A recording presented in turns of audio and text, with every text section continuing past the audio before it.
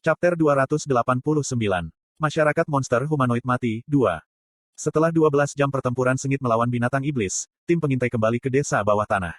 Setiap hari, anggota perlawanan harus berpartisipasi dalam perkelahian yang begitu sulit.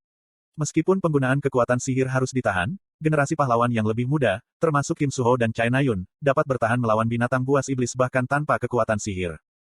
Pertarungan telah berlangsung selama setengah hari hanya karena ada terlalu banyak binatang iblis. Meskipun pertarungan sudah berakhir, itu tidak berarti mereka bisa beristirahat. Kedua tim kembali ke balai desa, Jin Seyeon menghubungkan Elio ke Aileen melalui radio. Selama 3 jam berikutnya, Elio menjelaskan kepada Aileen rencana yang mereka namakan, misi pembunuhan Tigris. Ini adalah ringkasan misi. Tigris dijadwalkan mengunjungi Lupiton Jumat ini. Tigris adalah salah satu monster humanoid tulang suci yang paling terkenal. Dia memiliki pengaruh pada sistem politik pusat dan juga kepala beberapa faksi monster yang berbeda. Dengan membunuh Tigris yang bertanggung jawab atas seluruh wilayah timur kerajaan Orden yang mencakup Lupiton dan Krean, mereka dapat menciptakan kebingungan luar biasa bagi para monster. Perlawanan berencana mengambil keuntungan dari kebingungan tersebut dan melarikan diri dari Afrika atau memberontak melawan Orden. Tetapi karena rencana Elio masih dalam tahap awal dan memiliki banyak lubang, Yi Gongmyong bergabung dalam pembicaraan itu, dan bersama-sama mereka mulai merencanakan misi secara terperinci. Mereka selesai pada pukul 1 pagi dan baru kemudian tim pengintai akhirnya bisa beristirahat. Cuaa. Fiuh. Sekarang adalah waktu luang singkat sebelum mereka semua harus pergi tidur. Chai Na-yun menghela napas dalam-dalam di sumber air panas yang hangat. Ketika dia berada di benteng bawah tanah, dia bahkan tidak pernah bermimpi bahwa pemandian semacam ini dimungkinkan. Air hangat itu sepertinya mencairkan semua kekhawatiran dan kelelahannya. Huhuhuhu, ini bagus. Seru Chai Na-yun seperti orang tua. Jika memungkinkan, dia ingin tinggal di sini selamanya. Sayangnya, misi akan dilanjutkan besok. Gelombang. Chai Na-yun berbaring sekali dan bangkit. Tiba-tiba, dia dipenuhi dengan keheningan yang hangat. Gelombang air di sini terasa jauh lebih baik untuk alasan tertentu gelombang. Dia berjalan terhuyung-huyung kembali ke ruang ganti. Dia mengenakan pakaiannya kembali dan sekarang siap untuk kembali ke kamarnya. Tetapi ketika dia hendak meninggalkan sumber air panas, dia melihat sebuah cermin tergantung di dinding. Chai Na-yun berdiri di depan cermin. Rambutnya, yang dulu pendek selama tahun-tahun kiupnya, sekarang panjang dan basah. Petik 2. Itu sangat merepotkan. Chai Na-yun mendecakkan lidahnya. Rambut panjang tidak lebih dari beban selama perkelahian. Selama pertarungan terbaru, rambutnya telah menusuk matanya berkali-kali. Tes. Dengan tekad bulat, Chai Na-yun mengumpulkan kekuatan sihir di tangannya dan memotong rambutnya. Benjolan rambutnya yang lepas menyentuh sisi lengannya saat jatuh ke tanah. Chai Na-yun membersihkan kekacauan dan meninggalkan sumber air panas. Itu dulu. Petik 2. Bel, kamu di mana? Dia mendengar suara kecil. Setelah mandi yang memuaskan yang membuat semua inderanya meningkat, bahkan suara terkecil tidak bisa lepas dari telinganya. Dengan kerutan kecil, Chai Na-yun perlahan berjalan ke tempat suara itu berasal. Ini adalah teknik khusus, siluman superior, yang dipuji oleh Yo Si-hyuk dan Heinkes. Petik 2. Kemana kamu menghilang? Di sudut terpencil desa, Jin Sahyuk berbisik kepada seseorang melalui walkie-talkie. Melihatnya membuat suasana hati Chai Na-yun buruk. Pelacur gila itu. Chai Na-yun berbalik untuk pergi. Namun, sebuah pikiran tiba-tiba terlintas di benaknya dan dia berhenti dan bersembunyi di tempat di mana dia bisa mendengar Jin Sahyuk. Kamu memblokir transmisi mental lagi. Kamu mau pergi kemana? Jin Sahyuk berbicara ke walkie-talkie yang ditugaskan padanya. Wajahnya sudah merah karena marah, tetapi cara dia berusaha menekan suaranya agak lucu. Aku berada di tengah-tengah desa monster humanoid. Jika saya menggunakan teknik aneh seperti transmisi mental, saya akan segera ketahuan. Saya tidak punya pilihan selain memblokirnya. Suara bel mengalir dari sisi lain radio. Chai Na-yun mengenali suara ini sebagai milik Rebe, pemandu. Bel, jangan membuatku marah dan menjelaskan. Petik 2. Bel, host Bel. Petik 1. Kenapa kamu pergi ke desa? Itu bukan urusanmu. Persetan. Jin Sahyuk memukul dadanya sendiri dengan tinjunya. Dia tampak putus asa untuk menahan amarahnya. Chai Na-yun mendengarkan pembicaraan mereka dalam diam. Ceritakan padaku apa yang kamu lihat melalui skill ultimatamu. Tentang wanita itu. Petik 2. Tanda hubung. Mungkin nanti. Tapi aku bisa memberitahumu satu hal sekarang. Bel telah mengambil keterampilan pamungkas non-agresif yang disebut Sea of Memories di Tower of Wish. Bagi Jin Sahyuk, yang tidak mampu mempelajari keterampilan terbaik, pilihan Bel tampak agak aneh. Tapi itu tidak masalah. Saat ini, dia hanya ingin tahu apa yang Bel ketahui. Kim Ha-jin mungkin menipu kamu. Tentang apa? Petik 2 tanda seru petik 2. Kim Ha-jin. Nama itu muncul tiba-tiba. Chai Na-yun membeku. Kim Ha-jin mungkin bukan pelayanmu. Saya akan memberitahu Anda detailnya nanti. Saya sebenarnya mengikuti Kim Ha-jin sekarang untuk mengonfirmasi. Aku harus pergi sekarang. Panggilan berakhir di sana, dan Jin Sahyuk bersandar di dinding dengan kepala di tangannya. Untuk sementara dia diam, perlahan-lahan bernapas masuk dan keluar untuk mengurangi amarahnya.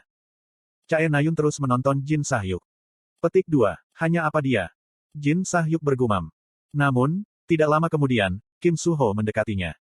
Tanpa sepatah kata pun, dia menyerahkan gantungan kunci padanya. Apa ini? Kunci asrama. Kamarmu 205. Petik 2. Petik 2. Petik 2. Jin Sahyuk tidak mengambil kunci itu dan hanya memelototi Kim Suho dengan kejam. Aku tahu kamu terbiasa berbicara dengan santai kepadaku sekarang. Petik 2. Petik 2. Kim Suho tidak menjawab. Dia memandang Jin Sahyuk dengan getir dan, sambil mendesah, menjatuhkan kunci itu ke tangan Jin Sahyuk. Saya pergi. Kim Suho berbalik, dan Jin Sahyuk juga berjalan ke arah yang berlawanan dengan kunci di tangannya. Chae Nayun dibiarkan sendirian untuk merenungkan. Jin Sahyuk benar-benar mengenal Kim Ha-jin. Dia memanggilnya pelayannya. Petik 2. Apa artinya itu? Mungkin itu bukan pelayan, tapi ular. Atau mungkin kuat. Petik 1. Begitu banyak pertanyaan yang belum terjawab tetapi dia yakin akan satu hal, Jin Sahyuk terkait dengan Kim Ha-jin. Baiklah kalau begitu. Aku tidak ingin ada hubungannya dengan dia, tapi kurasa aku harus menjadi lebih dekat dengannya. Chae Nayun mengepalkan tangan dan memeriksa nomor kamarnya. Kamar 207. Ini 3 orang per kamar, dan Jin Sahyuk ada di kamar 205. Aku harus mengganti kamarku. Chae Nayun bergegas ke balai desa. Lupiton, desa tingkat menengah dari monster humanoid. Saya bisa melihatnya sekarang. Petik 2. Dengan mata 1000 mil saya melihat ke rumah bangsawan desa dari sebuah hotel yang berjarak beberapa mil jauhnya. Rumah itu memiliki struktur yang mirip dengan istana Buckingham. Itu dilengkapi dengan jebakan sihir, dan sejumlah monster humanoid, semua di atas peringkat 3, sangat menjaga rumah itu. Monster macam apa itu Tuan Gelombang? Seperti apa dia Gelombang? Petik 2. Jain bertanya sambil tersenyum. Dia dan Khalifah tiba di sini hanya 3 jam yang lalu. Khalifah segera pergi untuk membawa Tensuhar kembali ke Krean. Saya tidak terlalu khawatir tentang Tensuhar. Dia menghargai hidupnya dan cukup pintar untuk tidak melakukan apa-apa ketika Drun, Jin Yohan, dan anggota lain dari Chameleon Troupe ada di sekitar. Saya berharap. Saya mencari tempat paling pribadi dan teraman di mansion. Sebuah ruangan besar dan mewah di jantung mansion, disitulah monster humanoid itu adalah Pleron berada. Dia hanya terlihat seperti manusia dengan sayap. Dia memiliki kulit dan sayap pucat yang terbuat dari es. Petik 2. Apakah Tuan itu laki-laki atau perempuan? Dia, itu dia. Sepertinya Tuan adalah seorang wanita. Petik 2. Apakah dia cantik Gelombang? Petik 2. Mengapa itu penting? Saya mengerutkan kening pada pertanyaan aneh Jain. Jain menyeringai. Kau tahu, aku harus menjadi kadal untuk hari yang lalu. Saya lebih suka berubah menjadi monster yang sangat humanoid Gelombang. Petik 2. Yah, tentang itu. Aku menatap Pleron lagi. Kamu tidak perlu khawatir kali ini. Pleron, yang mewarisi gen-gen burung salju, tidak diragukan lagi cantik. Dia tampak benar-benar manusia kecuali telinganya yang lancip, dan struktur wajahnya yang halus sangat cocok dengan kulit pucatnya. Itu melegakan Gelombang. Jain tersenyum nakal dan mengalihkan pandangannya ke bos. Bos menatap ke angkasa, menggumamkan sesuatu. Dia mungkin bertukar pesan dengan seseorang melalui menara, sistem harapan. Sejak menara dibuka untuk umum, pemain dapat menggunakan sistem di mana saja, bahkan di luar menara. Saya menelepon bos. Bos. Petik 2. Kuhum. Saya sedang berbicara dengan Wik. Petik 2. Bos melirik saya dan mengeluarkan batuk kering.